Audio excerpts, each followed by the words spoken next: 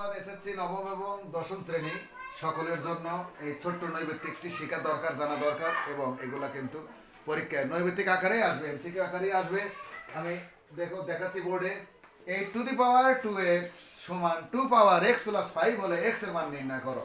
তাহলে দেখো আমরা এখান থেকেই অঙ্কটি করে দিলাম। এটা আছে 8 পাওয়ার, ওকে আমরা কিন্তু 2 করতে হবে কারণ ডাইন পাশে 2 আছে, তাহলে 2 এর উপরে কত দিলে 8 হয় 3, তাহলে কিন্তু 8 হয়ে গেল।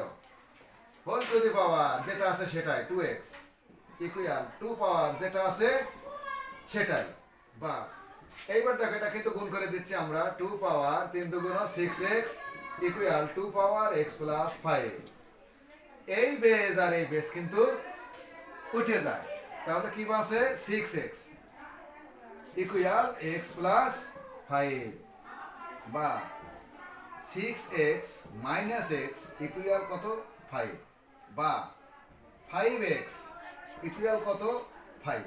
এখন দেখো 5 5 কেটে যায়, সুতরাং x ইকুয়াল 1। এটা কিন্তু আমাদের সমাধান।